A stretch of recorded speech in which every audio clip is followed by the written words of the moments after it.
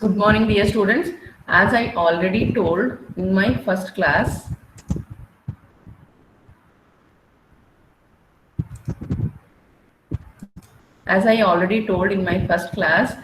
in this semester we are planning to take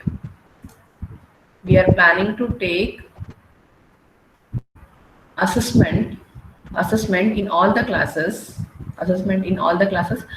Why we want to take assessment? So that we want to know whether a student have understood or not, and we want to be connected with the students through this 60 minutes of class, because physically we are not taking class, students is somewhere else and faculty is somewhere else. So to maintain the connectivity till the end of the class, or to make the students attentive till the end of the class, so that's why we have decided to do this assessment. So as I told, it may be in the middle of the class or it may be at the end of the class. And today I am going to do my first assignment. 5 simple questions are there, students. Google form, I'll share to your mail ID. You answer for those 5 questions. So not now, at the end I'll take. So students, I'll start my class.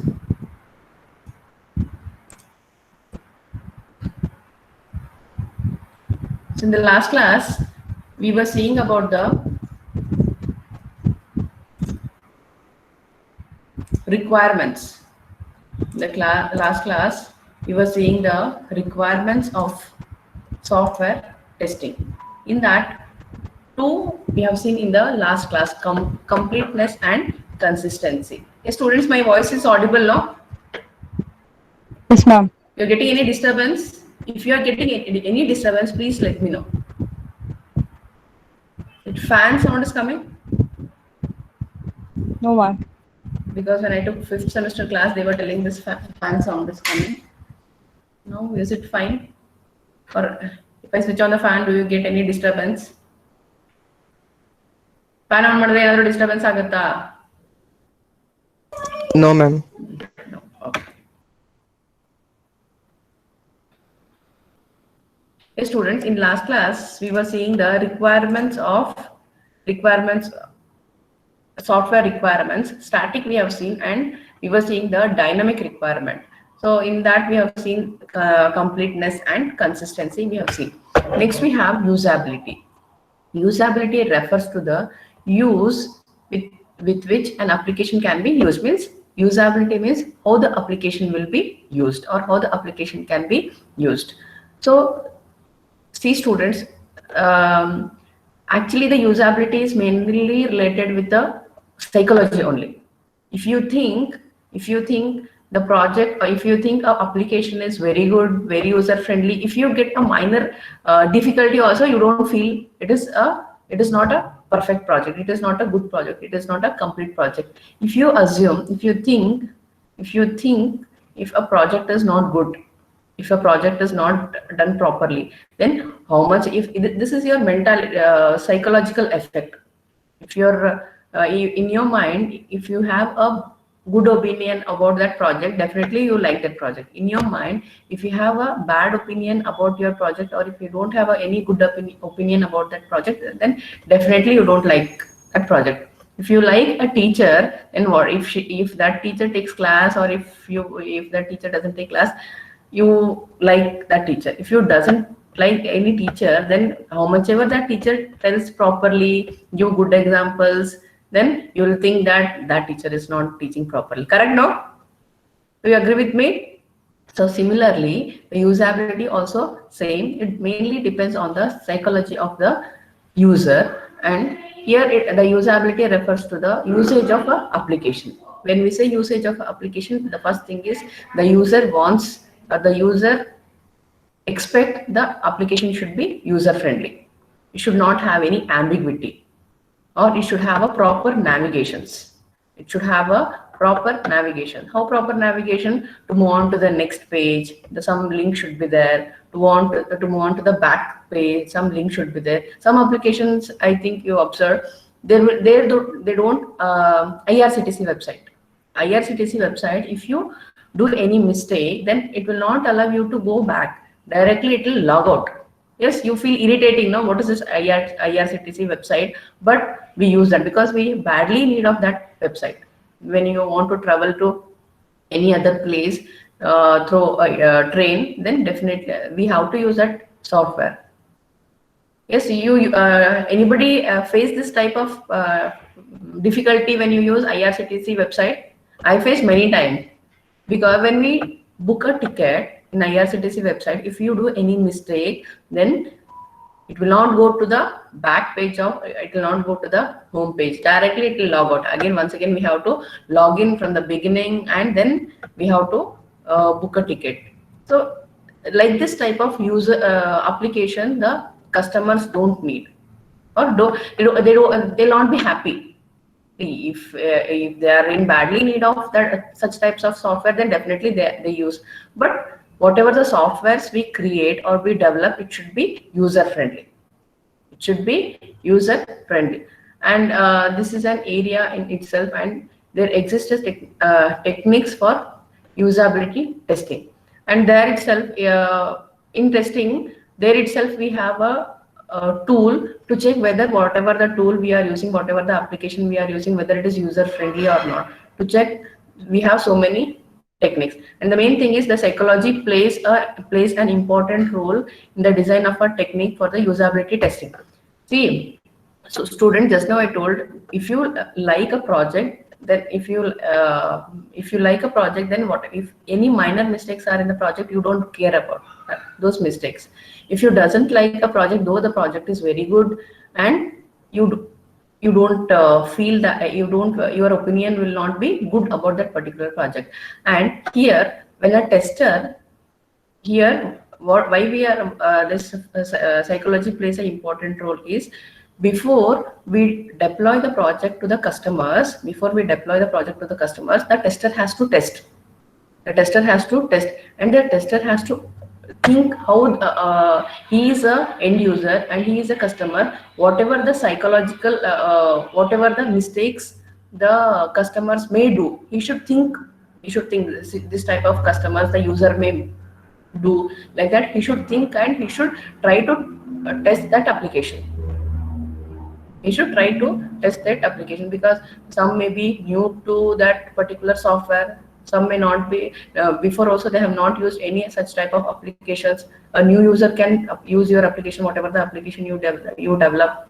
So a tester has to keep all these things in mind, and then he has to apply the test cases, and he has to execute all the test cases. Then he has to deploy that project to the customers or to the end users. So when he do all this testing, then only the tester will give a good project to the customers. Correct, no? Next we have performance. Nowadays nobody wants to wait. Everybody wants 4G, 5G network. Anybody wants 2G network? Yes, students, anybody want here 2G network or 3G network? Still anybody is using 3G phone or 2G phone? No, ma'am. No. So we don't want to wait for a single second also.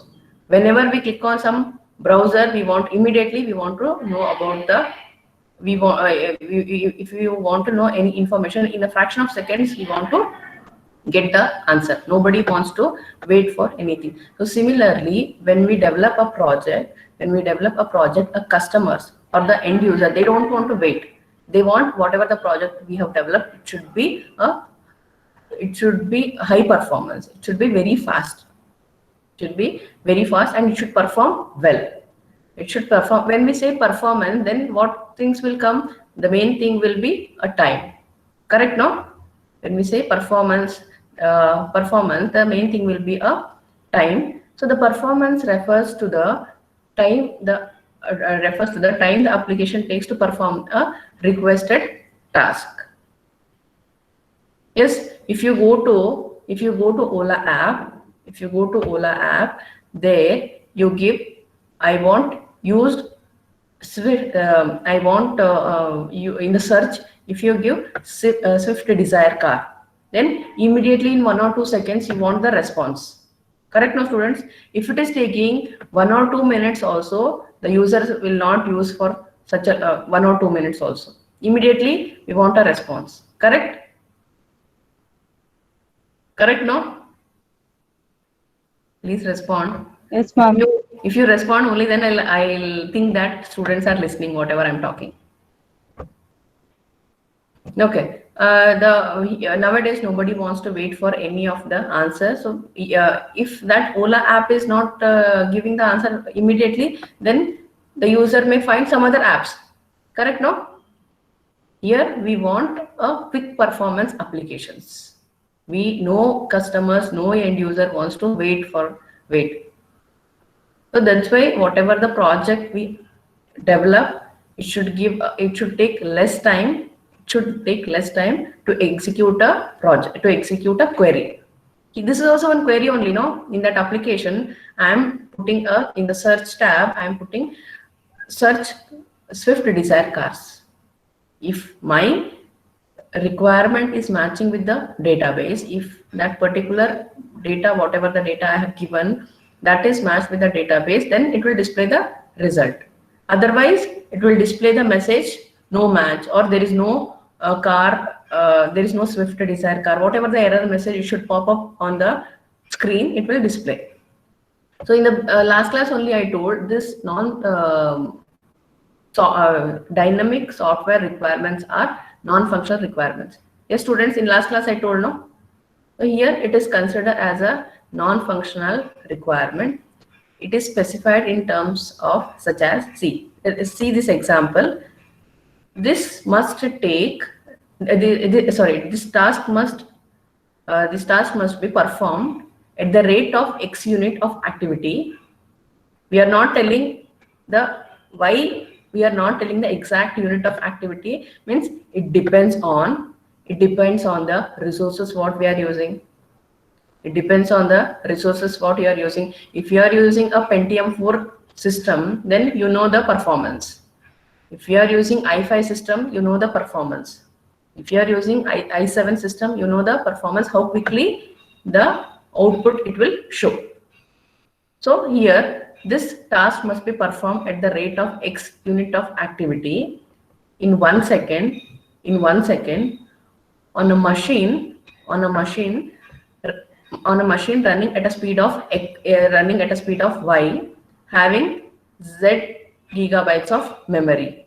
Means the meaning of this statement is, if you want to execute some activity, that activity is nothing but just now I gave that the activity may be to search the desired car, Swift Desire car. I want this output in 1 second. I want this output in 1 second on a machine which is running at a speed of Y. Yes, speed depends on the processor, no? Correct, no, students? Correct? Yes, ma'am.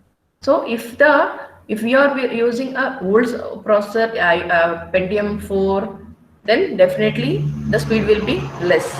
Will not get answer in 1 second. Will not get answer in 1 second. So that's why the performance is depending on the memory.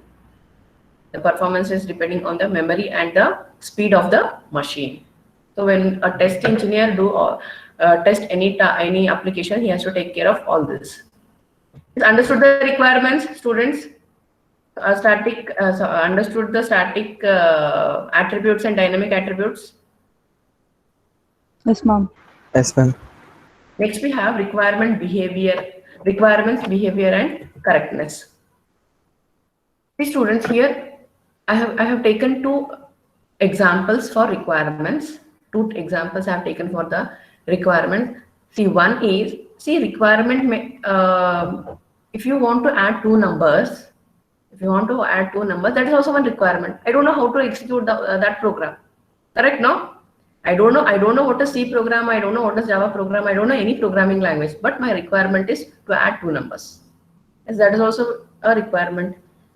We cannot say that is a silly requirement or that is a small requirement. So we should not neglect any requirement. So here I have taken 2 requirements. That is, it is required to write a program to add for two integers, for two input integers, we have to find the maximum of these two integers. If I take 4 and 5, then the program should display 5 is a maximum. If I take 0 and 100, the program should display 100 is a maximum number. That is my requirement. That is my requirement. See students, one thing you understand, when I know that logic, when I know that mathematics, then only I'll be able to give the output. If you know that less than symbol, greater than symbol, see, after this, the programming language has came later. But first, maths is a basic for all this. Correct, no? Mathematics is basic for all the programming languages. If you don't know the basic mathematics, then we are not able to write any of the programs. So here in the first requirement, we need to find maximum of two numbers. So two input integers are there. So we have to find the output should be a maximum of those two numbers, those two integers. That is one requirement. See, the input is clear, no students. The input we are giving. That's why the integer, we are not giving a decimal point here. The integer we are giving. That is my input, and my expected output is maximum of those two numbers. And see, in the second requirement, it is required to write a program that input a sequence of integers and outputs the sorted version of this sequence. Yes, both the statements are clear. In the first statement, in the first requirement, I want to see, if students, if anybody is not understanding, please tell me. If my voice is also not clear, please tell me. If the screen is also not visible, please tell me. Screen is visible now? All of you can see? Yes, ma'am. Okay. So first requirement is clear. There is no ambiguity. Correct? In the second requirement also, there is no ambiguity. Anybody have any doubt in the second requirement?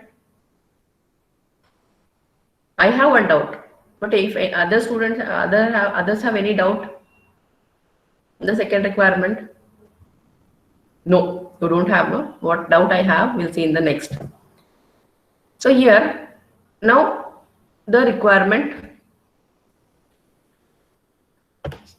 the first requirement is to find the maximum of two numbers. Now I'll develop, or I will write a program based on my first requirement to satisfy the first requirement. If I give the input integer 39, 19, then easily I can determine the maximum of two numbers is 19. Correct, no students? The maximum of two numbers is 19. Suppose now the tester wants to know the integers. The tester wants to test whether my program is giving correct or, see, I am the developer. The tester may be a different person. So I write this program, I give to the tester that I have written this program, and this program is giving a correct output. That is out of, I have given 13 and 9. In the 13 and 19, 19 is a maximum number. The tester don't believe me. He will check the program, and if my program is not giving any error, then whatever the program I have written, then he tells that program is correct. If my program is failed, to give a correct answer, then he will ask question. He will tell me that your program is not giving a desired output. If the output is 0, or if the output is 13, the required, in the last class we have seen observed output and the desired output. Yes, students, do you remember that flow chart? If the observed is matching with the desired, then there is no test. If the observed is not matching with the desired, then a test case will arise. Correct, no? You remember in last class? So here also the same thing. If the desired is matching with the observed, then there is no failure. If the desired is not matching with the observed, then definitely there will be the failure in the program. Yes, now the ambiguity comes. I told I have a doubt in second requirement. What doubt? I told you have to sort a number, but nobody asked me whether it should be in ascending order or descending order. You may think it is simple, but it is an ambiguity, no students? Correct, no? Yes, ma'am. Huh? Whether I should display the numbers in ascending order or descending order. I should, if a customer has given me this, or if the user has given me this problem statement, if this is a requirement, then definitely as a tester, I have to ask them what is your requirement, whether it should be in a ascending order or descending order. Correct, no? So when we are talking, when I'm saying there is an ambiguity in a simple program only, we are finding an ambiguity. Correct? When we are taking a live project, when we are taking a big project, then definitely we should ask all these types of questions to the users. What type of input you want to give in a project? If they want to sort a number, then again there also we have to ask in the ascending order or descending order. And one more thing, students, in last class, I don't know whether I told you to you people or not, we have installed the plugin for Meet Attendance. What is the use of that plugin is, once I call a meeting, those who will enter, or those students will join for the meeting, no need to answer for the attendance. The list of whichever the USN has joined, the list it will display. The list it will display. And you know how it will display? Which student has stayed longer time out of 60 minutes, which student has, if any student has connected 54 minutes, then first will be 54 minutes. Then it is not according to the USN. Correct? Understanding, it is not according to the USN. It is according to the duration, how much time you connected within the meeting. So like that, it has sorted. So to sort this also, if I ask any developer, I want this type of application, then the tester has to ask whether I should display the list based on the duration time, or I may give maybe my requirement is those who joined first. Those who joined first, that name should be displayed first. Or those who left first, that should be the first name in the attendance sheet or attendance list. Correct, na students? All this type of input we may give now. These are the possible way of inputs, or these are the possible ways of requirements. Correct, no? You're understanding, you're getting the connectivity, how I'm relating this example with this topic. Yes, ma'am. If you understand only, if you get the connectivity only then you'll understand. So for the test engineer, he should have any ambiguity, whatever the doubts he has, he should ask to the end user, whoever the end user has given to solve that particular example, he has to give. So he has to give. So next we have the input domain. Next we have input domain. See students, just now I told you, here we are finding a maximum of 2 numbers, and in the program only I have given the integer. What is the data type? What is the range value of input data type? What is the range value of input data type? Come on, it is already there on the screen only, no?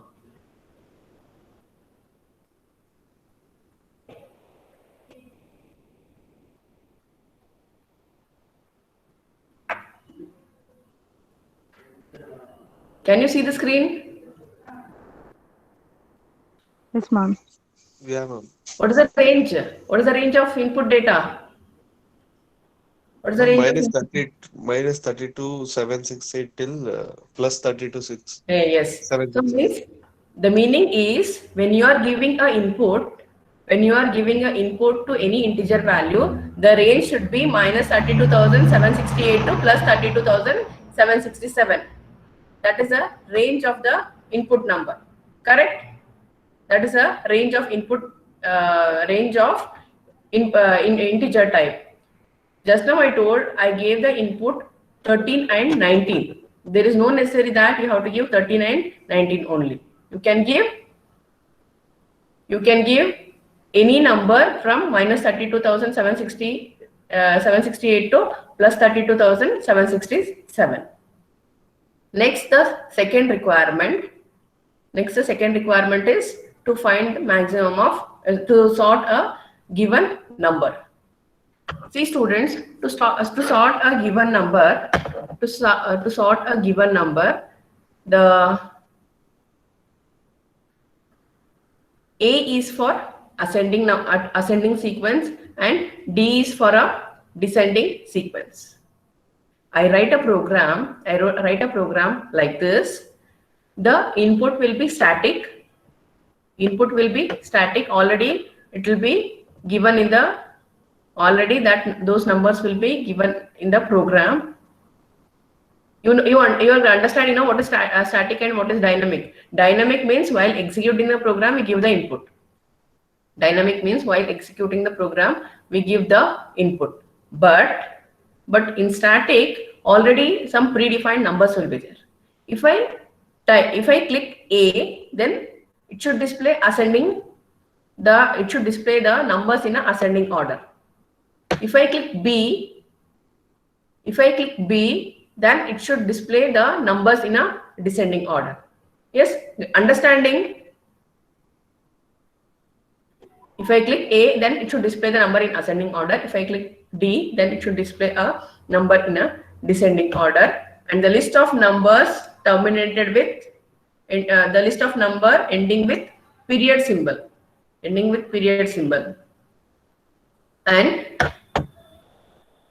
the sorted list may be 0 or non-zero integers. The numbers are 0 numbers means there is no number, or non-zero numbers. Non-zero means a number which has some digits. 0 means no value there. 0 means there is no values. Non-zero means there are numbers, some numbers. The output will be having some of the numbers.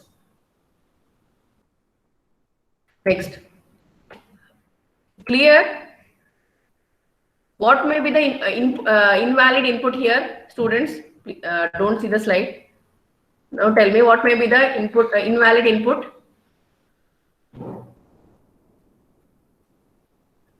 Zero. How 0? Non-zero is capable of doing, ma'am. Okay. No. Yes, correct. And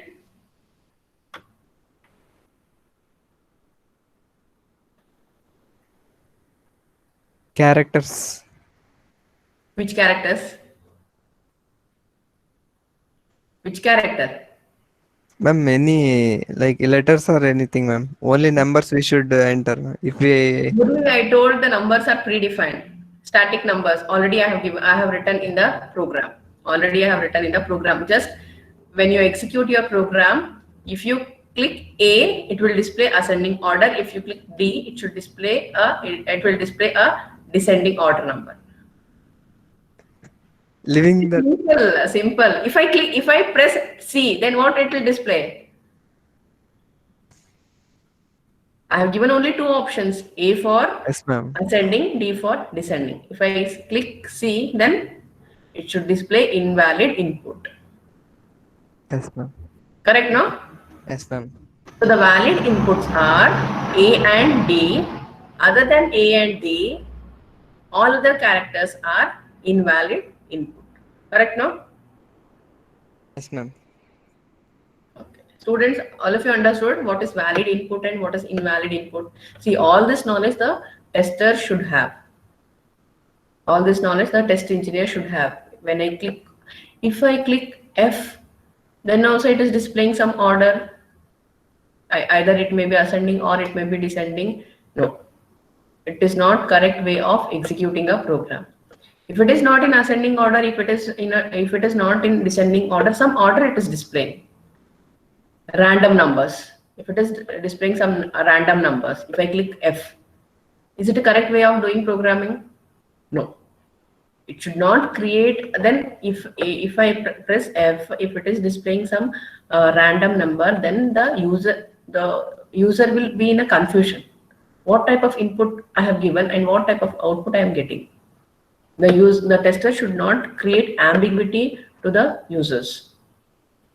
They should get clear information. A, ascending order, D, descending order. If I press other than these two characters, then invalid input. Invalid input, it should display. Understood? Understood, students? Shall I go to the next? Yes, ma'am. Okay. Correctness versus reliability. The term correctness. What is the meaning of correctness? It should not have any error. It should not have any mistakes. Everything should be correct. Everything should be pakka. It should not have any ambiguity. It should not have any error. It should not have any mistakes. Correct, no? So though the correctness of a program is desired, we decide, but in some situations we may not get a correct program. Some or the other ambiguity may have, some or the other errors may have. Correct, no? So when we'll come to know whether my program doesn't have any error, my program is fully correct, when we'll come to know? When we'll come to know? When we do test. Correct, no, students? When we do testing, only then we'll come to know my program. When I do testing, if the desired output is, if the desired is matching with the observed. Correct? Remember this diagram? Students, these 2 points.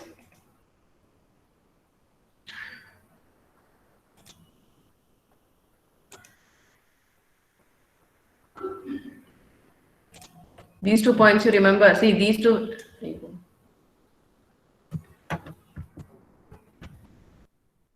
Remember these 2 points, desired and the observed. If these two are matching, then we say our program doesn't have any errors, our program is correct. If those two are not matching, then it shows or it implies our program has error. Correct, no? Our program has error. Though the correctness of the program is desired, it is almost never the object of the testing. To establish correctness via testing would imply testing a program on all elements in the input domain. See, if I test only one value, then I say a program doesn't have any errors, the program is correct. If I test for only 1 or 2 values, then I should not say that the program is completely error free. The program is running for all types of input. I should not say. The tester has to check for all the possibilities. The tester has to check for all the possibilities. If the program is giving correct output for all the possibility, then only we have to certify that the program doesn't have any errors. The program doesn't have any errors. He has to encounter and he has to establish which are the possible way of giving input, which are the impossible way of giving input. He has to find out doing all this testing process. Correctness and testing. While correctness attempt to establish that the program is error free, testing attempts to find if there is any error in it. So when just now I told, when I say a program doesn't have any errors, when I do testing. When I do testing, only then we'll come to know the program has errors or not. If the program is error free, then we can say the program doesn't have any error. If the program has some errors, then what we have to do?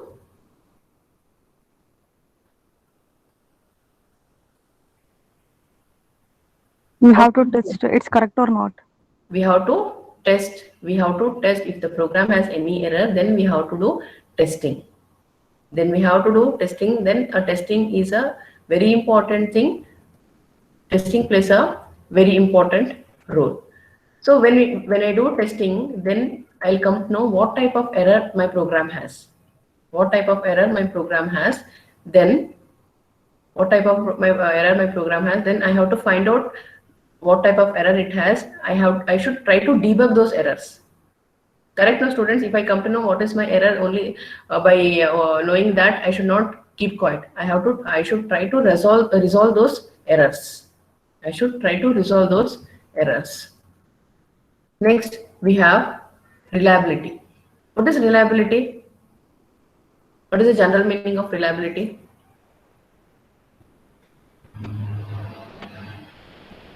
What is the general meaning of reliability?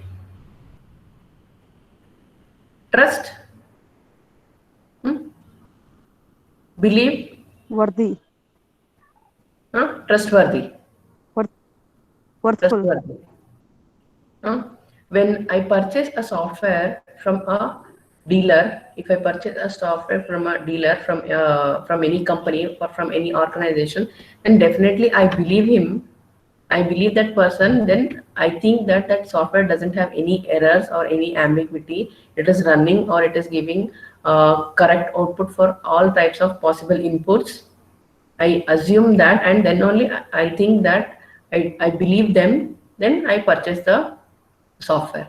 Here in software reliability, there are two definitions. There are two definitions. The software reliability is the probability of failure-free operation. Failure-free operation of software. See, when a software has a failure, you go to many times it happens in Majestic. Yes, students, if you buy a charger or if you buy a what to say, memory card, on the roads in 100 rupees 16 GB memory card they'll sell, 32 GB memory card they'll sell, and they say that this very good product, you can believe like that. All those reasons, everything he'll tell that, and he'll take 100 rupees from you and he'll sell that product. And once you come home and you check that charger or check that pen drive or check that memory card, then that memory card will not work, that charger will not work. You have believed that person, and you purchase that, and he is not a trustworthy person. So what we do is, what we think that is, next time I should not believe him. Next time I should not believe such type of person. If that pen drive is working properly, if that data card is working properly, then you believe. No, next time again you go and purchase to him, go to him and you'll purchase. Correct, no, students? So similarly here, the software reliability means it is a probability of failure-free operation of software for a given time interval and under a given condition. See, some softwares will be having some contract. So many years I'll do your software. So many years I'll do your software. I'll use your software, and during that time, if the contract is for 5 years, in 5 years, if anything goes wrong in the software, if anything happens to the software, then they will come and do the maintenance to your software. You know this, no? If you go and purchase a smart TV, then they'll give 2 years warranty or 4 years of warranty on that smart TV, and they'll give some conditions. What are the conditions? No warranty on physical parts. Correct, no, students? No warranty on, you observe this, no warranty on physical parts. The warranty is only on the software. Means if any software is not working, if any option is not working, then they will come and they will resolve it. So similarly, when you purchase a software, we want a software should be failure free. It should be failure free and for a given period under some given conditions. And one more definition, software reliability is the probability of failure free operation of software in its intended environment. Some of the environment means some of the conditions they give. For those conditions, it will again I'll give us a smart TV example only. Smart TV, If you purchase a smart TV with Android, there are so many categories are there. Smart TV with Android TV. Correct, no students? You observe this all this. Okay, smart TV will be there, and smart TV with the Android TV, and in Android TV, some of the feature it won't support. Some of the TVs they do, some of the smart TVs they don't support for Netflix. Some of the smart TV they support only YouTube. So these are all some of the environment, some of the intended facilities they have given. Only for these, your software will work. Only for these, if your software will work. If you want to play a Hotstar, if you want to play a Hotstar or Oot in that smart TV, it will not support. Why? Because that is not comes under this whatever the environment we have discussed. In the contract, whatever the environment we have discussed, so in that it will not come that Disney Hotstar or Woot, whatever the upcoming apps we are getting for the channels. For Star Plus, we have Hotstar, or Colors Kannada, we have some apps. So those apps, if you want to display, if you want to run on your smart TV, it will not allow, because the environment is fixed. The boundary values are fixed there. Only within that boundary value it will execute the program. Understood reliability, students? Yes, ma'am. Okay. Next we have operational profile. See, when we discuss that addition of two number program, when we discuss that, students, I'll stop here because I have to do the assessment also.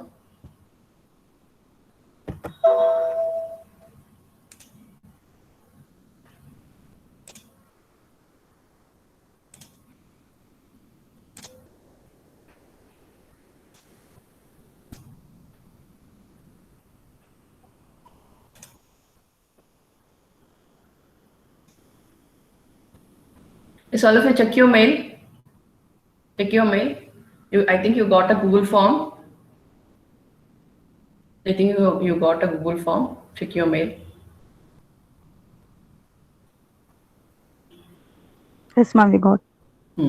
Answer. I'll give you 5 minutes time. In 5 minutes, you try to you answer for those 5 questions.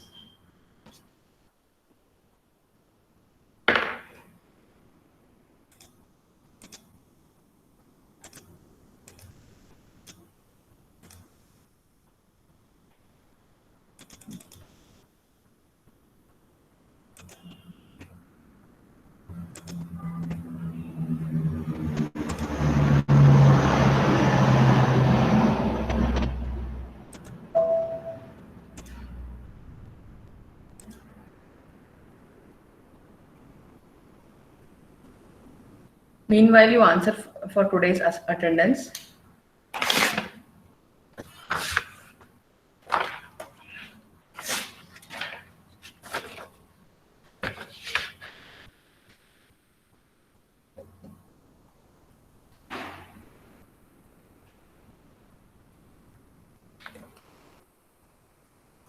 Answer your attendance.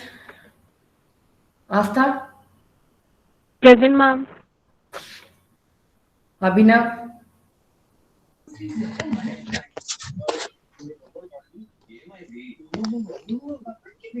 okay, I'll wait another 2 minutes and then I'll take attendance. You answer.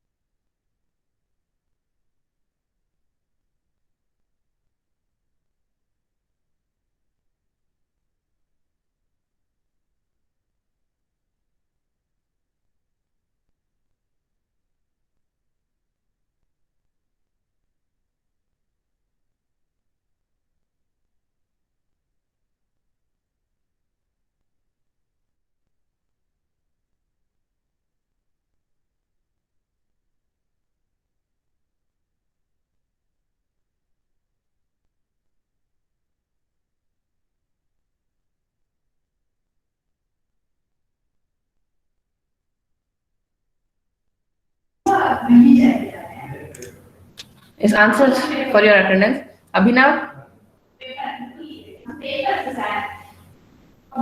Aishwarya? Present, ma'am. Ambrish? Yes, ma'am. Anu? Arbaz? Okay, Arbaz? Okay, Arbaz?